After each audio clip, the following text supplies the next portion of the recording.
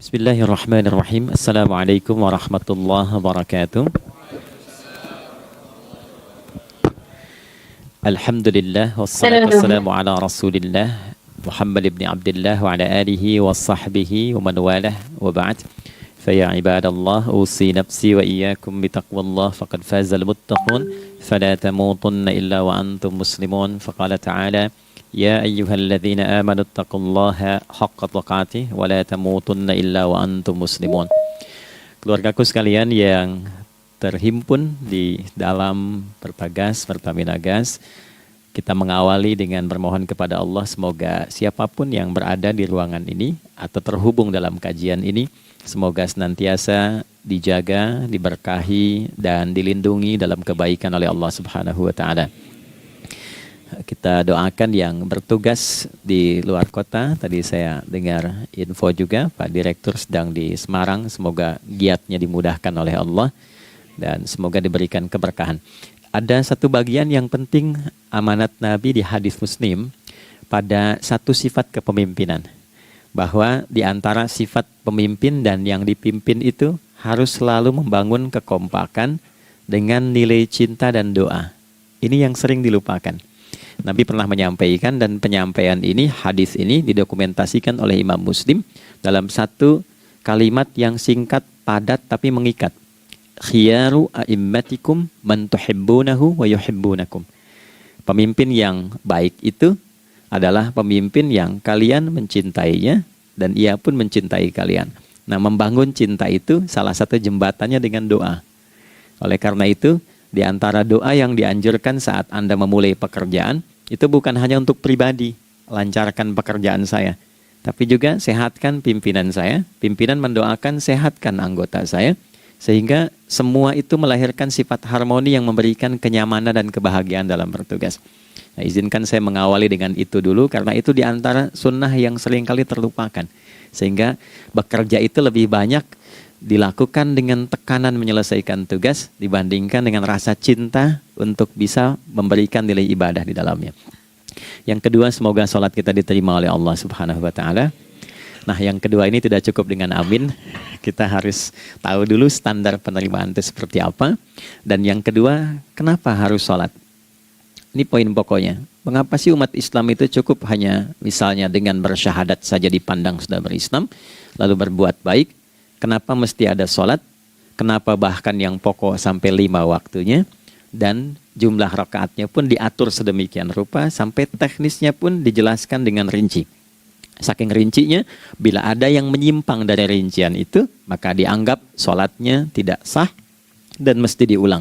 Shallu kama ra'aitumuni usolli. Sholatlah kalian seperti kalian persis melihat aku menunaikan sholat. Dan dalam sholat inilah kemudian ada sanad yang tersambung secara ketat sampai-sampai dalam hadis Muslim nomor hadis 397. Demikian di Al-Bukhari juga diabadikan di nomor hadis 757 oleh sahabat Abu Hurairah. Sanadnya tersambung kepada Khalad bin Rafi Az-Zuraiqi, seorang yang sholat di samping Nabi tapi bermasalah sholatnya. Lalu Nabi meminta beliau untuk mengulangi sholatnya. Sampai 3 kali peristiwa itu hingga beliau berkata, ya Rasulullah au kama qala alimni ma uhsinu ghairah. Ya Rasulullah, tolong ajarkan kepadaku karena aku tak punya pengetahuan lebih dibandingkan dari apa yang telah aku kerjakan. Nah, dari dasar ini melahirkan satu pertanyaan kritis ya, dan juga perlu argumentasi yang kuat secara syariah mengapa kita menunaikan ibadah salat. Baik teman-teman sekalian, karena waktu kita sangat padat ya, kita manfaatkan sebaik-baiknya. Saya mohon izin kajian kita akan lebih fokus kepada inti materi sehingga manfaatnya lebih banyak kita dapatkan. Salat satu-satunya amalan di dalam Islam yang mencakup 4 bagian pokok dalam beragama. Jadi ketika seseorang menetapkan dirinya beragama dan ciri satu nilai agama itu bernilai benar, ya, dalam nanti kalau kita mau komparasikan atau kita riset, itu ciri pokoknya ada 4. Satu, ada aspek namanya aspek keyakinan, ya, tauhid atau akidah. Nggak mungkin kan beragama kalau nggak yakin. Ya, karena itu pasal 29 ayat kedua itu mengandung nilai keyakinan. Negara menjamin kemerdekaan tiap-tiap penduduk untuk memeluk agamanya masing-masing dan beribadah menurut agama dan kepercayaannya itu. Ya, jadi nggak mungkin kita bisa menghasilkan nilai kepercayaan dan ibadah kalau tidak ada unsur keyakinan. Atau bahasa kitanya disebut dengan iman. Ya, iman itu nanti juga dipaku dalam setiap nilai kebangsaan di konteks Negara Kesatuan Republik Indonesia. Ini yang paling membahagiakan. Jadi mau jadi pegawai apapun itu syarat, ya, salah satu syarat yang melekatnya beriman dan bertakwa kepada Tuhan Yang Maha Esa, gitu kan? Ya, kemarin saya di BPK itu ada 11 bab Romawi, 40 pasal. Ya, di bab yang keempat pasal 13 tentang pemberhentian dan pengangkatan itu ada 11 poin A sampai K. Di poin B yang keduanya syarat menjadi bagian dari anggota BPK itu beriman dan bertakwa kepada Tuhan Yang Maha Esa. Baik, di Undang-Undang Pendidikan Sisdiknas nomor 20 tahun 2003 itu kalau kita baca dari poin menimbang ada 4, di poin B-nya saja sudah ada iman. Ya, Undang-Undang Dasar 1945 mengamanatkan pemerintah mengusahakan satu sistem pendidikan ya nasional yang meningkatkan keimanan dan ketakwaan pada Tuhan Yang Maha Esa serta akhlak mulia, baru mencerdaskan kehidupan bangsa. Ya, secara singkat, satu, agama dianggap benar kalau ada doktrin keimanan, ada akidah, ada tauhidnya. Yang kedua, ada ibadahnya. Ya, sebagai pembuktian kita beriman, buktinya apa? Ya kan? Saya beriman kepada Tuhan, kita tetapkan, misalnya Allah. Apa pembuktian keberimanan kita kepada Allah? Ya, kan pembuktiannya itu mesti diwujudkan dalam bentuk sikap. Sikap itulah yang disebut dengan ibadah. Nah, konsepsi ini ada di Quran surah ke-20 Thaha di ayat ke-14. Innani anallahu la ilaha illa ana fa'budini. Ya, sungguh aku tegaskan bahwa akulah Allah, satu-satunya Tuhan yang layak dipertuhankan dan disembah. Ketika Anda mempertuhankan aku, fa'budni, maka buktikan kebertuhananmu kepadaku dengan menyembahku. Karena itu namanya Allah punya dua arti. Satu yang dipertuhankan, kan? Ilahun wahid. Yang kedua yang disembah. Ya, jadi yang dipertuhankan dan disembah. Oke. 3. Yang ketiga harus punya unsur praktikal atau implementatif dalam interaksi kehidupan. Ya, jadi bukan cuma nyembah Tuhan, bimbingan kehidupannya apa? Implementasi dari ibadah itu. Ya, ciri umat beragama itu kan bukan hanya sekedar saya yakin, beriman, saya ibadah. Terus bukti ibadah itu dibawa dalam berinteraksi hariannya seperti apa wujudnya. Ya, makanya ketika dulu orang itu jujur, orang itu bangga dengan kejujurannya bukan sebagai orang jujur, tapi sebagai muslim. Jadi ketika ditanya, kenapa Anda jujur? Karena saya muslim. Ketika ada seorang penggembala di Sahara yang sangat gersang, diuji oleh Umar bin Khattab, ingin diambil kambingnya, kan kisahnya viral kan? Baik ya?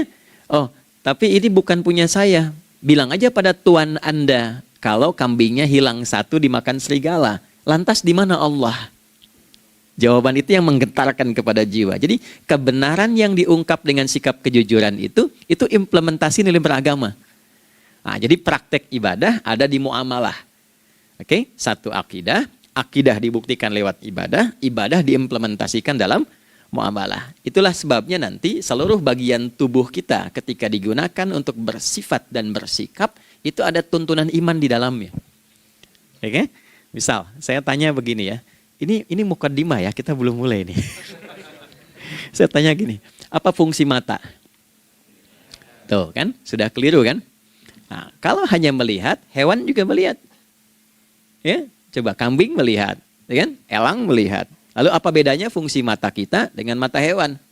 Ternyata ketika kita meriset ayat-ayat Al-Quran terkait dengan fungsi tubuh kita, itu rata-rata dibuka dengan iman dulu. Quran surah 24, surah Cahaya, ayat 30 untuk laki-laki, 31 untuk perempuan. Qul lil mu'minin.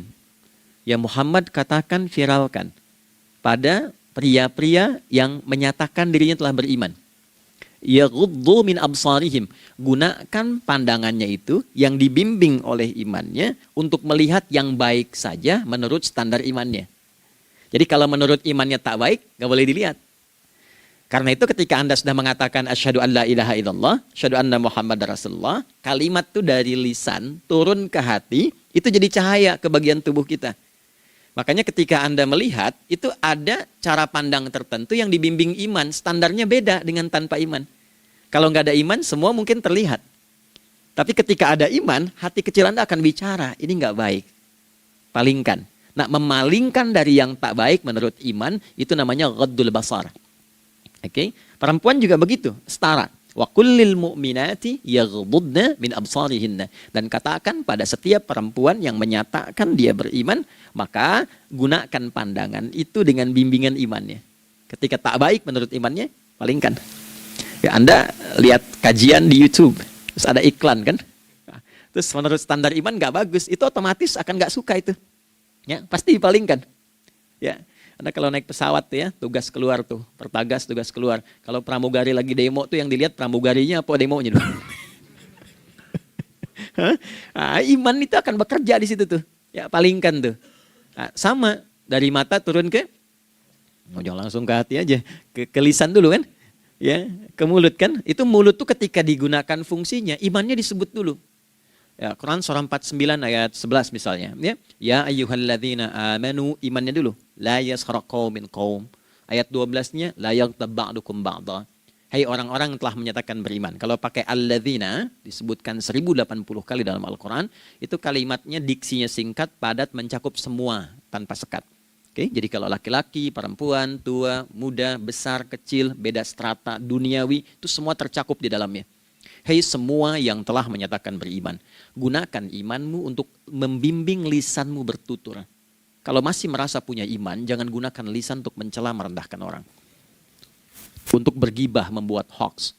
Didetilkan oleh Nabi kalimatnya jelas. Man kana yu'minu billahi wal yaumil akhir falyakul khaira aw liyasmut. Siapapun. Nah, dari alladzina ketika dirinci pakai man. Ya, man itu bentuk tunggal, ya, personal, tapi maknanya general. Jadi kalau Anda, saya, kita baca ayat atau hadis ada man, posisikan Nabi sedang bicara ke kita. Ya, hei Adi Hidayat, posisikan Nabi bilang gitu tuh. Kalau engkau merasa beriman sama Allah dan yakin dihisab di hari kiamat, jaga lisanmu. Katakan yang baik dengan bimbingan imanmu, tak mampu engkau diam. Jadi cukuplah suami istri itu menggunakan satu hadis ini, pasti sakinah itu muncul dalam kehidupan rumah tangganya. Ya, itulah sebabnya kenapa sakinah didahulukan dibanding mawaddah. Hati-hati ya, Mbak, walaupun namanya sakinah nggak ada ini nggak akan datang tuh ketenangan tuh. Ya, ada yang tahu nggak rahasianya? Kenapa sakinah duluan dibanding mawaddah? Ya, 5 juta. Ya, waktu habis karena padat sekali. Maddah jamaknya mawaddah, rasa kasih yang tumbuh dari pemberian materi. Jadi kalau rumah tangga itu ingin cenderung pada kebahagiaan, boleh berbagi dengan materi. Ya, istri cemberut, Anda datang dengan senyuman, sayang, kenapa? Ya, ini emas 2 kilo, nah itu pasti sehat lagi tuh. Ya, itu mawaddah. Tapi maaf, walaupun Anda mapan bekerja, harta cukup melimpah, ruah, tapi tidak ada ketenangan di rumah tangga, tidak ada sakinah, maka hampa kehidupan rumah tangga itu. Itulah sebabnya kenapa di Quran sakinah lebih dulu dibandingkan dengan mawaddah. Saya tanya ibu deh, ibu pilih mana? Kaya tapi gelisah atau miskin tapi tenang? Oke. Saya paham itu. Saya paham. Suami juga sepakat semuanya. Artinya apa? Kita nggak bisa menghilangkan unsur ketenangan. Oke, itu hanya pembuktian argumentatif ya. Supaya kajiannya lebih kepada argumen. Jadi ada akidah terkorelasi dengan ibadah, implementasinya di aspek muamalah. Nah, nanti cara bermuamalahnya diatur lewat akhlak namanya. Bagaimana bermuamalah yang baik? Kan Anda, maaf ya, berekspresi kepada pimpinan dengan kawan kan berbeda. Oke, kepada orang tua dengan anak kan lain. Nah, yang mengatur interaksi kita sehingga terjalin harmoni yang baik, itulah yang disebut dengan akhlak. Nah, 4 poin inilah yang menjadi inti dakwah Nabi SAW ketika diutus oleh Allah Subhanahu wa ta'ala. Memastikan 4 ini bisa optimal kita lakukan dalam kehidupan. Bonusnya yang kelima, selalu meningkatkan inovasi sehingga selalu mendapatkan hal baru dalam kehidupan. 5 ini digabungkan di Quran surah kedua Al-Baqarah di ayat 151. Kama arsalna fikum rasulam minkum yatslu alaikum ayatina. 1, Oke, wa yuzakkikum 2, akhlak, wa yu'allimukumul kitaba 3, wal hikmah 4, 5, wa yu'allimukum ma lam takunu ta'lamun. Kelima-limanya ini digambarkanlah dalam bentuk ibadah yang melatih kita sebagai pondasi awal menuju dan memantapkan 5 hal ini, yaitu sholat. Itulah sebabnya kenapa sholat yang pokok dilakukan 5 waktu dalam sehari untuk mewujudkan 5 hal ini dalam kehidupan, dan satu-satunya ibadah yang mengumpulkan 5 aspek ini dalam prakteknya hanya sholat. Hanya sholat. Oke, mari kita detilkan, kita rinci, dan di sini kita akan mulai kajian kita. Yang tadi mukadimah ya. Baik, kita punya 30 menit, wah padat sekali. Bismillahirrahmanirrahim. 1. Sholat adalah perwujudan iman seorang hamba. Karena itulah kalimat sholat pertama kali disebutkan dalam Al-Quran, itu letaknya setelah kalimat iman. Al-Baqarah ayat 3, Alladzina yu'minuna bil ghaibi wa yuqimunas sholat. Orang-orang yang telah menyatakan beriman dan konsisten menjaga imannya. Beda alladzina amanu dengan yu'minun. Amanu telah beriman. Tapi kalau dia komitmen dan konsisten terus menjaga imannya sampai saat dia berpulang pada Tuhannya, maka berubah nanti bentuknya kalau di bahasa Arab jadi mudhari'. Kalau di bahasa Inggris kan tuh punya 3 arti, present, continuous, and future. Jadi kalaupun sekarang terus berlangsung sampai masa depan pun saya tetap akan beriman. Nah, pembuktian untuk menjaga iman itu pembuktian utamanya pada sholat. Itulah sebabnya satu-satunya amal ibadah dari rukun Islam yang 5 itu, ya, satu-satunya amal ibadah yang disebut iman dalam Al-Quran hanya sholat. Teman-teman boleh buka Quran surah kedua Al-Baqarah di ayat 143. Ya, di pertengahan ke ujung ayatnya. Saya percepat. Wa ma kana Allahu liyudhi'a imanakum. Dan Allah nggak akan pernah menyia-nyiakan sholat seseorang yang dikerjakan karena imannya. Ayat ini turun, ketika ada terjadi pergantian arah kiblat. Dari yang tadinya semula ke Masjidil Aqsa, lalu berputar 180 derajat, beralih ke Masjidil Haram. Nabi sedang berada di luar Madinah. Madinah tempo dulu, wilayahnya nggak seluas cakupan sekarang. Oke, kalau diilustrasikan, area sekitaran Masjid Nabawi sekarang itulah Madinah lah. Di luar itu sudah di luarnya. Nah, Nabi sedang sholat, riwayatnya banyak menyebutkan, ada yang mengatakan zuhur, ada asar, ada maghrib. Di pertengahan itu turunlah Al-Baqarah ayat 144. Qad nara taqalluba wajhika fis sama' falanuwalliyannaka qiblatan tardaha fawalli wajhaka syatral masjidil haram. Maka berputarlah dengan turunnya ayat ini 180 derajat menghadap ke arah Masjid Al-Haram. Problemnya adalah ketika Nabi dan pengiring beliau kembali ke Madinah, area Masjid Nabawi, kan nggak semua masyarakat ikut. Maka virallah informasi itu bahwa kiblat telah beralih ke kiblat awal, yaitu Ka'bah Al-Musyarrafah. Maka penduduk panik pada saat itu. Status sholat kami yang tadi dikerjakan bagaimana? Karena sudah nggak bisa diulang, sudah pindah waktu. Maka turunlah kemudian firman Allah yang Al-Baqarah 143 itu, wa ma kana Allahu liyudhi'a imanakum. Karena engkau mengerjakan sholat itu dengan imanmu, maka Allah nggak menyia-nyiakan imanmu itu. Maksudnya apa? Walaupun arah kiblatnya tidak tahu mengarah kepada sisi yang belum berubah, tetap dihitung pahalanya sempurna karena imannya. Gitu. Nah, ini nanti yang menjadi landasan turunnya Al-Baqarah ayat 115. Walillahil masyriq wal maghrib fa aynama tuwallu fathamma wajhullah. Kalau Anda sedang tugas nanti di lapangan, lalu sulit menemukan arah kiblat. Aplikasi susah karena sinyal nggak masuk misalnya. Oke.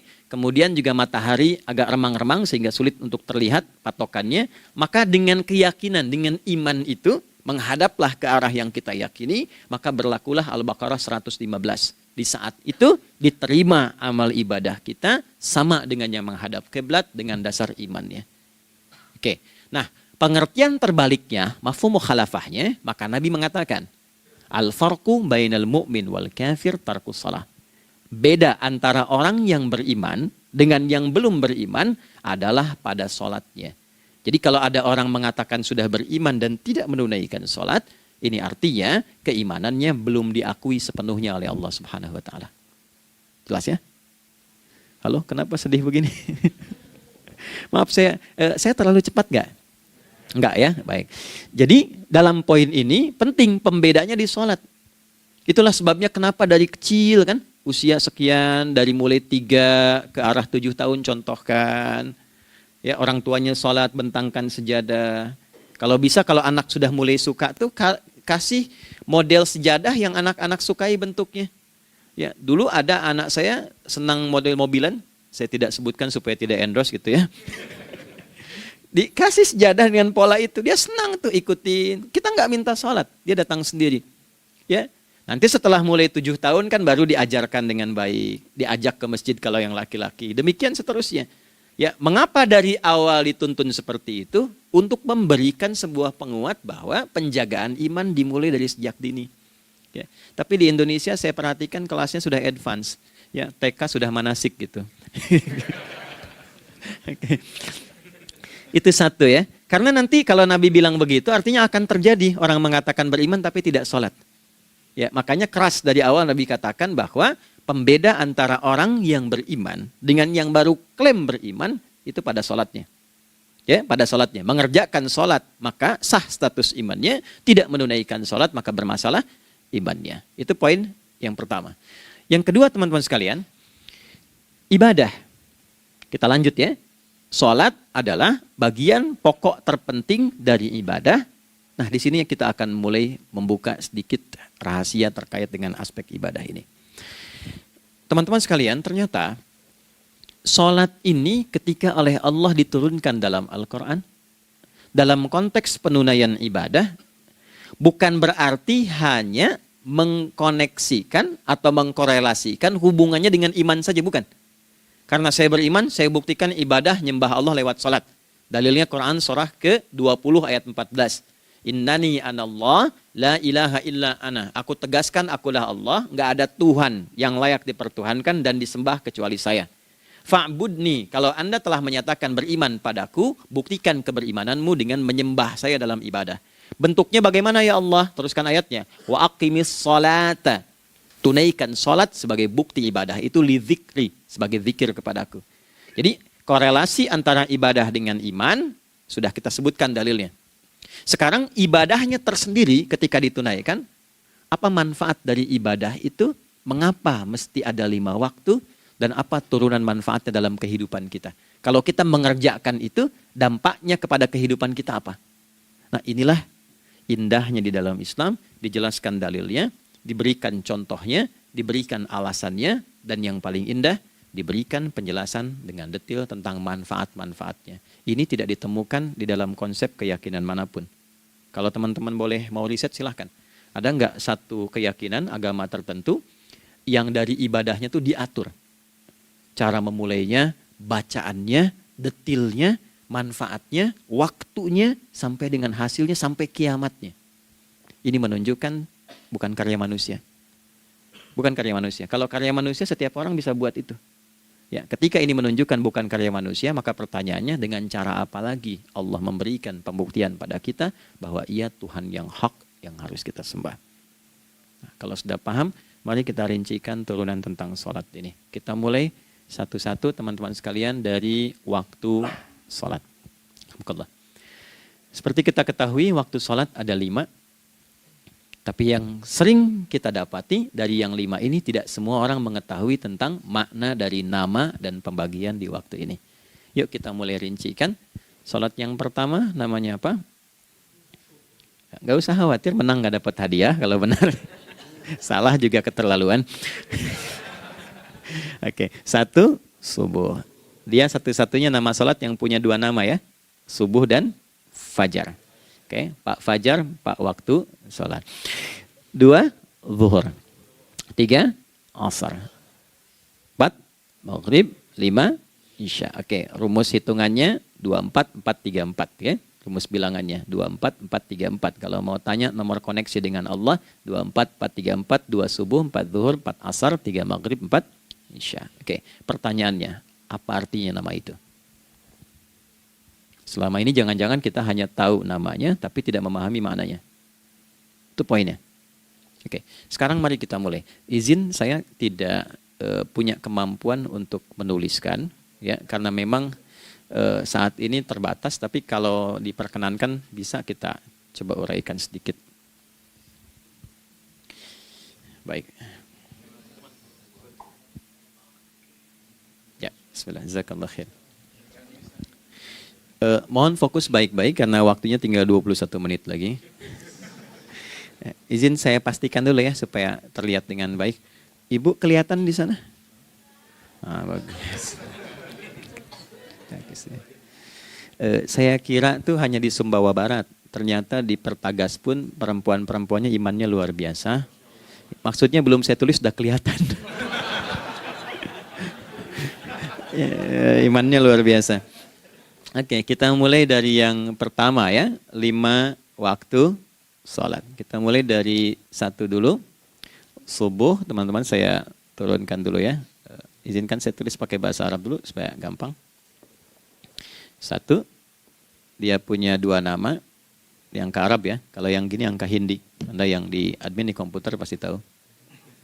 Ada Fajr. Kata subuh ditemukan di Al-Quran surah ke-81 At-Takwir ayat 18. Kalau keliru tolong diingatkan. Was-subhi idza tanaffas. Quran surah 81 ayat 18. Ya.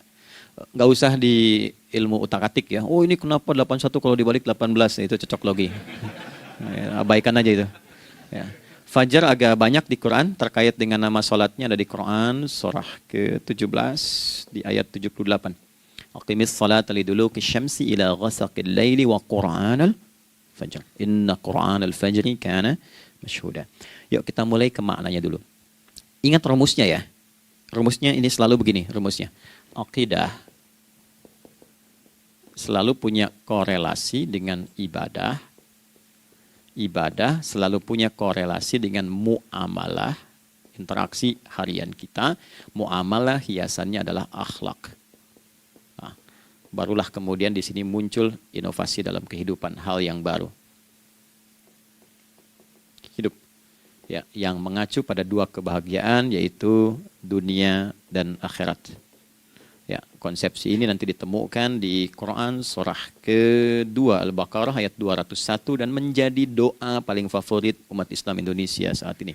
Rabbana atina fid dunya fil akhirati. Oke, ya cukup. Subuh. Ini rumus dasarnya. Dari akidah kita beriman, pembuktian imannya lewat ibadah salat. Apa hubungan salat dengan aktivitas harian kita? Subuh asalnya terkolerasi dengan kata asbah. Oke? Asbah itu asalnya sesuatu yang sudah siap dengan rencana yang matang. Baik, orang Arab tuh kalau bertanya begini, kaifa asbahta ya akhi? Kaifa asbahti ya ukhti? Bagaimana kabarmu di pagi ini? Itu bukan hanya nanya kabar kesehatan. Beda dengan kaifa haluk, beda. Ya, itu bertanya, bagaimana kabarmu hari ini? Aktivitasmu bagaimana? Lancar, sudah siap, planning bagus, dan sebagainya. Ya, itulah sebabnya ketika Allah bersumpah dengan awal waktu, penandanya adalah planning kegiatan. Ya, was-subhi, dan aku bersumpah demi waktu subuh, awal mula untuk berkegiatan, idza tanafas, apabila sudah mulai bergerak, bersamaan dengan nafas yang keluar itu, maka sudah jelas rencana yang dibuat. Ya, jangankan kita, semua alam itu, semesta itu seluruhnya bukan hanya bertasbih, tapi beraktivitas dalam tasbihnya. Di waktu subuh, matahari sudah mulai bersinar kan? Ya, dan sinarnya mengambil manfaat loh. Mengandung nilai manfaat, memecah keheningan malam dan menghilangkan kegelapannya. Gelap mulai hilang, datang kemudian sinar yang memberikan kita bimbingan untuk beraktivitas. Tumbuhan dimulai waktu itu sudah mengeluarkan oksigen, menyerap karbon dioksida. Saya waktu di Utrecht, di Delft di Belanda, ya, saya coba ingin membuktikan. Kan adzan nggak terdengar keluar ya. Jadi sebelum waktu subuh itu saya keluar, kebetulan flatnya waktu itu dekat area hutan yang agak rimbun, enak gitu, udaranya bagus. Itu sebelum subuh terasa karbon dioksida. Walaupun cuma beda hampir 1 menit. Tapi begitu masuk waktu subuh, keluar kesegaran yang luar biasa. Oksigen yang keluar. Ya, ini kan nggak mungkin kalau kuasa Allah tuh nggak mungkin terjadi seperti ini kalau bukan kuasa Allah Subhanahu wa taala. Tapi poinnya adalah yang bicara begini Quran. Nah, sekarang yang ingin saya katakan adalah alam semesta dalam konteks seperti matahari, kemudian tumbuhan, binatang, ayam bahkan mulai berkokok, punya planning yang teratur. Masa kita makhluk yang dihisab tuh nggak teratur? Nggak punya perencanaan? Maka subuh itu mengajarkan kepada kita, jangan sampai ada orang Islam yang punya keimanan, lalu menunaikan sholat, diajarkanlah oleh Allah, setiap masuk subuh itu harus punya agenda yang jelas. Planning yang terukur. Jangan terjadi mengaku muslim, beriman, tapi nggak jelas perencanaan hidupnya. Jam 7 mau di mana? Jam 8 kerjakan apa? Anda dari sini ketemu 7 ke 4, atau setengah 8 ke setengah 5, 8 jam kerja. Oke?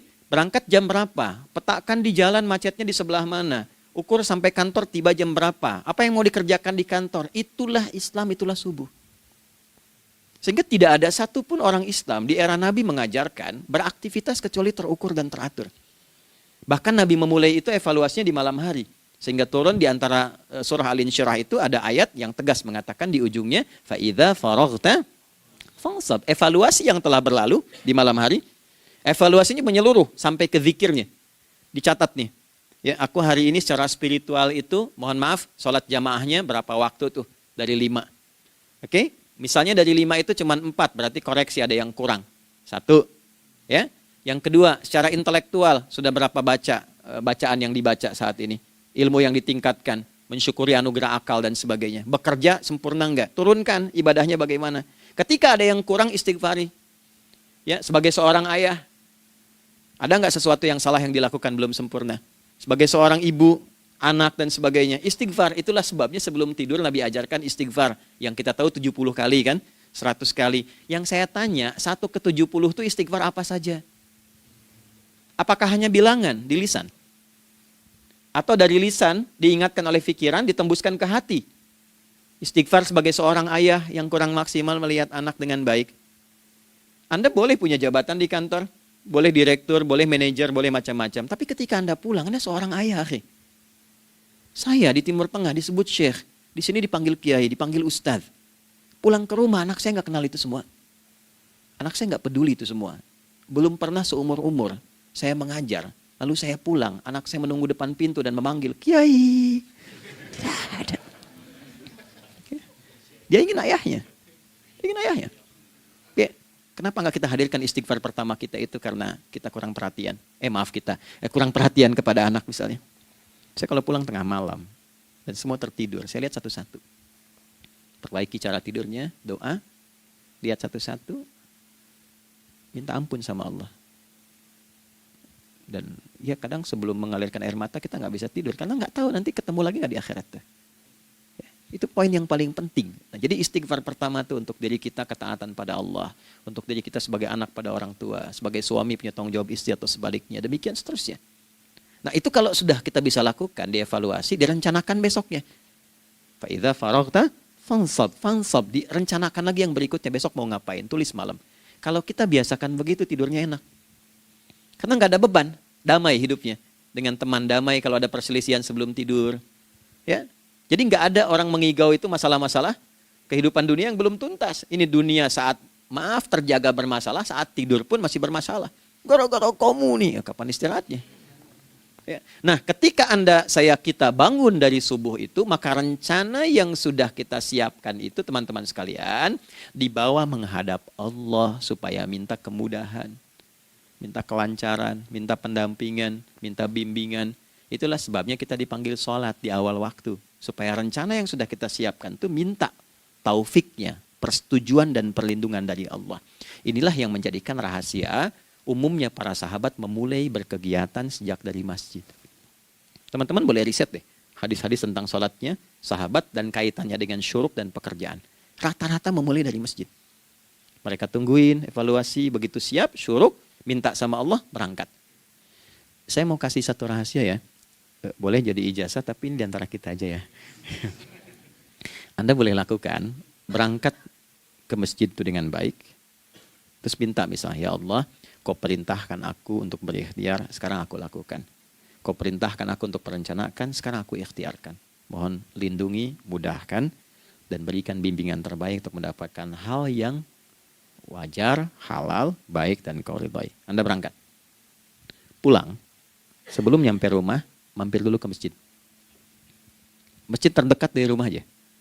Sholat 2 rakaat, situ. Ya, sholatnya bisa sholat wudhu, tahiyatul masjid, dan sebagainya. Setelah itu pulang. Doa dulu habis sholat. Ya Allah, aku telah berikhtiar seperti apa yang telah Engkau perintahkan. Sekarang aku memohon rizki darimu seperti apa yang telah Engkau janjikan. Kalau dengan semua ikhtiar ini belum cukup menurunkan rizki darimu, maka mohon tunjukkan padaku saat ini dengan cara apa lagi aku mesti berikhtiar. Oke? Silahkan Anda pulang dengan suasana itu ke rumah. Dan lihat apa yang terjadi. Rasakan bedanya, bedakan rasanya, dan pasti terasa bedanya. Gak ada kesan yang lain pada jiwa. Jadi yang dibawa ke rumah itu bukan aura kantor. Bukan aura jalan yang macet, tapi ada ketenangan, kenyamanan, dan kenikmatan. Kalau teman-teman mau pakai sunnah sahabat ini dalam dunia pekerjaan, dan Anda lakukan coba sehari ini saja, rasanya pasti beda. Ya, ini bagian pertama. Nah, ketika kita ingin datang menghadap Allah, dan mulai membawa rencana kita, kan perlu isyaratnya kan, kapan dimulai? Gak bisa tiba-tiba saya bangun jam 3 langsung sholat subuh, kan tidak begitu. Ya kan? Mesti ada satu sinyal dulu, yang dari sinyal itu ada feedback pada diri kita untuk merespon, gitu kan? Nah, pancaran respon atas sesuatu yang memancar akibat satu hal yang terjadi, kalau di gaya itu kan kalau ada gaya gerak, gaya dorong kan? Ya, kalau nggak salah F1 sama dengan F2 kan? Nah, gaya gerak sama dengan gaya dorong. Geraknya dikit, bunyinya kecil kan? Kencang bunyinya, kencang. Terus ada F berbanding lurus dengan P, hukum Pascalnya. Gaya berbanding lurus dengan tekanan, kan? Semakin banyak gaya, semakin tertekan. Nah, respon yang muncul ketika ada satu misalnya gaya, tapi responnya sifatnya materi sifatnya. Ya, misal kalau Anda mau mengebor air, kan? Kemudian keluar terpancar tuh dari bawah itu keluar misalnya air. Nah, itu namanya infajar. Infajar. Dalilnya Quran surah kedua ayat 60. Wa idzistasqa Musa liqaumihi faqulna idrib bi'asakal hajar fanfajarat minhu 12 aina. Nabi Musa kata Allah itu kaummu 12 suku minta mata air. Dan enggak tanggung, setiap sukunya minta satu, katanya supaya enggak rebutan. Maka Allah firmankan, pukulkan tongkatmu yang kayu. Lihat diksinya detil sekali. Pukulkan tongkatmu yang kayu ke batu itu, maka batu itu akan terbelah dan mengeluarkan pancaran 12 mata air. Ya, tongkat kayu dipukulkan ke batu, batunya yang hancur. Karena Musa seorang nabi, gitu kan? Anda punya tongkat emas, pukulkan ke batu, maka keluar 12 air mata. Gitu ya. Nah ini, infajar. Kalau respon yang keluar itu respon buruk. Misal dalam nafsu, kan suka ada triggernya yang memancing respon, terus nafsu keluar kan? Ya, apa saja itu? Lihat gambar yang nggak bagus, nafsu keluar, gitu kan? Lihat sendal bagus, nafsu keluar, macam-macam ya. Nah itu fujur namanya, fujur. Hurufnya masih sama, cuma bentuknya berbeda. Fa, jimnya masih ada waw, ada ra-nya, fujur. Quran surah 91 di ayat 7-10. Wa nafsi wa ma sawwaha fa'alhamaha fujuraha wa taqwaha. Fujur tembus ke nafas, nafas memerintahkan yang buruk disebut su. Nafas ketemu su jadi nafsu. Makanya nama lain fujur itu nafsu. Dalilnya Quran surah 12 ayat 53. Wa ma ubarri'u nafsi innan nafsa la'ammaratun bisu. Ya, la'ammaratun bisu'i illa ma rahima rabbi. Oke, nafas ketemu su. Teruskan. Tapi kalau pancarannya pada sifat yang baik. Oke? Membelah sesuatu yang gelap menjadi baik, terbuka, memancarkan respon panggilan yang baik, maka berubah katanya menjadi fajar. Oke? Matahari diperintahkan oleh Allah, diperintahkan membelah kegelapan malam. Keluarlah sinar pertamanya, disebutlah fajar. Kenapa? Karena ada respon kebaikan keluar darinya. Baik, perhatikan baik-baik. Quran surah kedua, ayat 187. Wa kulu washrabu hatta yatabayyana lakumul khaytul abyadu minal khaytil aswadi minal fajar. Itu untuk matahari. Kita lagi tidur enak-enak, sudah nyiapin rencana malam-malam. Tiba-tiba ada panggilan. Allahu Akbar, Allahu Akbar. Itulah tandanya hati kita mengkonfirmasi iman kita dalam diri kita. Cepat, sudah adzan. Pernah begitu? Nah, konfirmasi itulah dalam bahasa lain yang disebut dengan fajar namanya. Datang. Jadi waktunya matahari membelah disebut dengan fajar, konfirmasinya pun disebut dengan apa? Fajar. Ya, jadi bersamaan waktunya dengan dua hal itu. Datanglah panggilan. Itu yang dimaksud Quran, hubungan iman dengan konfirmasinya sampai ke sholatnya ada di Quran surah 8 ayat 2. Innamal mu'minuna iman. Alladzina idza dzukirallahu adzan wajilat qulubuhum iman. Jadi begitu ciri iman itu ada dalam jiwa, dipanggil lewat adzan, kan? Allahu akbar, langsung merespon, ya Allah sudah adzan. Walaupun setelah adzan ada lagi getaran, baru adzan belum qomat gitu kan. Nah, misal ya. Nah, tapi inilah fajar. Jadi maksudnya rencana Anda ini agak jarang dibahas ya. Mohon maaf, ilmu ini agak jarang. Jadi jangan Anda bilang saya bid'ah, bukan. Ya, bukunya ada, referensinya ada. Cuman karena jarang dikaji, jangan sampai kekurangan pengetahuan menghukumi yang tahu jadi salah gitu. Ini poinnya. Jadi saya kalau bahas satu masalah, itu bukunya saya kumpulkan.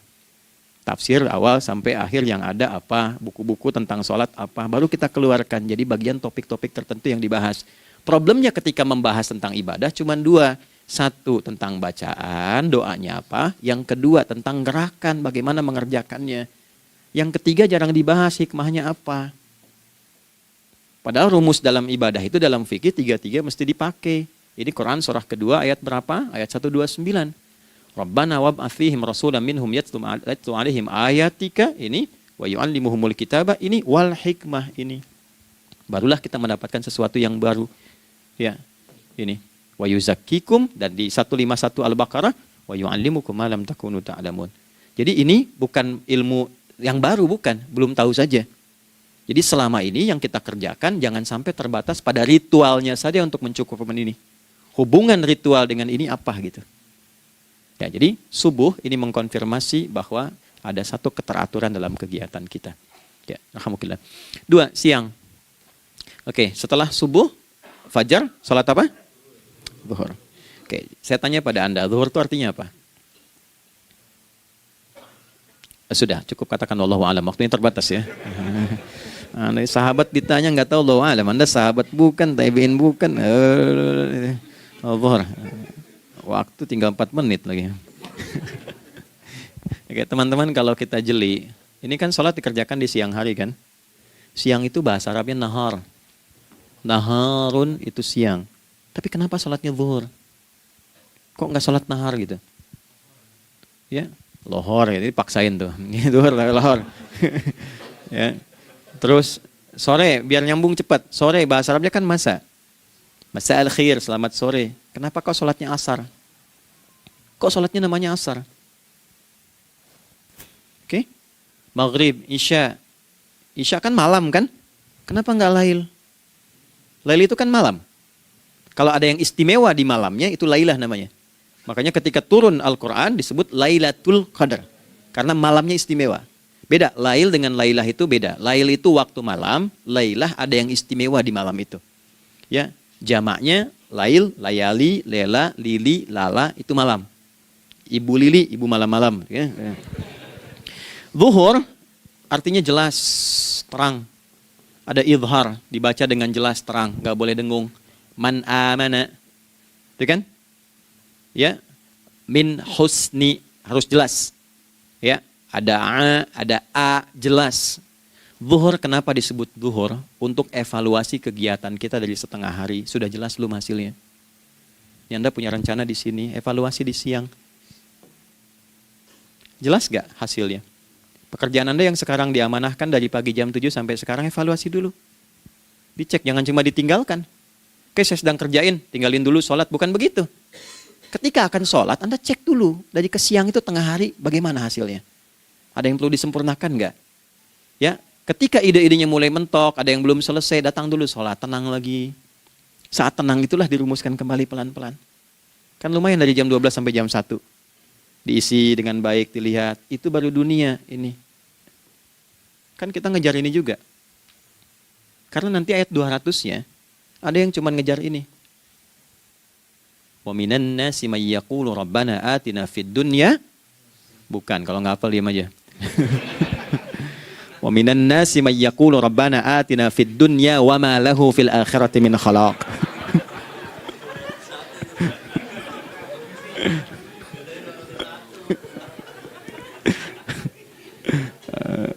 Paham kan? Dan di antara manusia ada yang fokusnya hanya dunia yang dikejar, sehingga nggak kebagian akhiratnya. Padahal dia tahu dia mau pulang. Yang lebih aneh lagi, pengen pulang surganya Firdaus dekat dengan Nabi. Tapi tiap hari ngerjakan dunia, dunia lagi, berangkat gelap, pulang gelap, terus meninggal gelap juga. Kan repot. Nah, maka mesti investasi kan. Anda kalau tugas keluar kan, apalagi keluar negeri kan hukumnya beda. Bekalnya pun tidak sama. Anda tugas ke Amerika, mata uangnya sudah beda, hukumnya sudah beda. Terus pengen pindah ke alam barzah, pengen hukumnya sama dengan dunia, mustahil. Ya, makanya dimensinya beda, keadaannya tidak sama. Baju yang dipakai kan beda. Barang-barangnya nggak sama. Makanya disebut telah meninggal dunia, meninggalkan semua yang melekat pada dunia. Pindah ke alam lain, persiapan menuju titik akhir yang tidak ada ujungnya lagi. Nggak ada pembuka lagi. Jadi sudah ujung begini, nggak ada ruang lagi yang lain. Itu akhirat namanya. Makanya di sini cuma dua pilihannya. Kalau nggak ke surga, nah itu ya. Apa investasi yang ada di sini? Maka siang itu dicek dulu, pekerjaan jadi ibadah nggak? Tadi niatin ibadah nggak waktu berangkat dari rumah? Kan? Waktu ngetik, waktu ngerjain di kantor, jadi ibadah nggak? Kalau ibadah, Anda nggak mungkin berbuat kriminal. Anda nggak mungkin berbuat maksiat. Nggak mungkin nipu, nggak mungkin nyogok, nggak mungkin korupsi. Kan lagi ibadah, nggak mungkin curang. Kan lagi ibadah. Anta budallaha ka'annaka tarah. Anda itu mengerjakan segala hal sebagai ibadah, merasa diawasi Allah. Fa in lam takun tarah fa innahu yarak. Kalaupun Anda merasa nggak melihatnya, Anda yakin Anda dilihat. Itulah kerja pakai iman, maka ini di bawah akidahnya. Jangan ditinggalkan. Nah, inilah yang selama ini kita butuhkan. Ya. Inilah yang melahirkan nilai etik, makanya adanya dalam jiwa. Takwa itu kan dalam jiwa, melahirkan etos. Etos mendorong kepada logos, logos melahirkan patos. Kepantasan dalam bekerja. Jadi Anda sekuat apapun ilmunya, kalau nggak punya etos, itu rusak. Jadi tidak cukup akal sehat. Jiwa yang sehat itu lebih penting. Banyak orang akalnya, saya ingat, akal itu tidak memberikan perintah. Dia hanya merumuskan satu instruksi dalam jiwa supaya mudah dilakukan dan dieksekusi oleh fisik. Jadi akal yang sehat itu seberapa pandai ilmunya, seberapa cepat mengeksekusi perbuatan. Tapi kalau yang dieksekusi itu dari perintah nafsunya, masalah. Habis saja waktunya tuh. Ya. Ini gimana ini? Tolong jawab loh. Nah, teman-teman karena sudah habis waktu jam 1, kita baru zuhur ini. Nah, yang paling menarik itu, gini, yang paling menarik. Kalau ada orang belum sadar sampai zuhur tentang akibat kehidupan ini, maka muncullah asar. Apa asar itu? Kenapa mesti disebut dengan asar? Dan apa manfaat istimewanya asar kepada jiwa kita? Itu di kesempatan lain kita akan bahas. Teman-teman, waktunya sudah habis. Ya, saya menghargai Anda, kan tidak boleh juga saya ngajarkan tapi mengambil yang sesuatu yang tidak tepat ya. Kita buktikan keimanan kita dengan mengerjakan amanah pekerjaan di tempat ini dengan baik, waktu digunakan dengan baik. Kita saling mendoakan supaya semua kita dijaga oleh Allah Subhanahu wa taala. Maafkan saya, lain kesempatan kita berjumpa kembali untuk melanjutkan apa yang telah kita bahas hari ini. Mari kita berdoa, semoga doa kita diterima oleh Allah Subhanahu wa taala. Allahumma taqabbal minna innaka antas sami'ul alim wa tub 'alaina innaka antat tawwabur rahim. Nahmaduka kama 'allamtana an nahmadak wa nashkuruka syukran kama 'allamtana an nashkurak. Antal muqaddim wa antal muakhir biyadikal khair innaka 'ala kulli syai'in qadir. Ya Allah, kami memuji-Mu seperti Engkau mengajarkan kami untuk memuji dan bersyukur atas segala nikmat-Mu seperti Engkau bimbing kami untuk mensyukuri segala nikmat-Mu. Allahumma salli wa sallim wa barik ala habibikal karim rasulikal mustafa al-amin sayyidina Muhammadin wa ala alihi wa sahbihi ajma'in. Ya Allah, anugerahkan kami kemampuan untuk terus bersalawat pada Rasulullah, sehingga dengan itu kami mendapatkan kemampuan yang baik untuk meneladani kemuliaan beliau dalam beraktivitas kehidupan. Rabbana la tada' lana fi maqamina hadza dhanban illa ghafartah. Ya Allah, jika ada pendosa hadir di ruangan ini atau terhubung dalam kajian ini, maka jangan biarkan ya Allah ia meninggalkan tempat ini dan kajian ini kecuali Engkau telah ampuni seluruh dosa-dosanya. Wala hamman illa farajtah. Ya Allah, jika ada satu di antara kami yang menghadiri kajian ini membawa kegelisahan, maka mohon tenangkan keadaan hatinya. Wala asiran illa yassartah. Jika ada yang sedang diliputi oleh kesulitan, maka mudahkan, ringankan dan hilangkan seluruh kesulitannya. Wala maridan illa syafaitah. Dan bila ada di antara kami yang diuji dengan penyakit, maka mohon angkat dan sembuhkan penyakitnya. Rabbana atina fid dunya hasanah wa fil akhirati hasanah wa qina adzabannar. Wa sallallahu ala sayyidina Muhammad wa ala alihi wa sahbihi ajma'in. Wa akhiru da'wana subhanakallahumma rabbana wa bihamdika nashhadu an la ilaha illa anta nastaghfiruka wa natubu ilaik. Walhamdulillahi rabbil alamin. Nasrun minallah fatun qarib wa basyiril lil mu'minin. Terima kasih untuk semuanya. Mohon maaf kami langsung pamit. Assalamualaikum warahmatullahi wabarakatuh.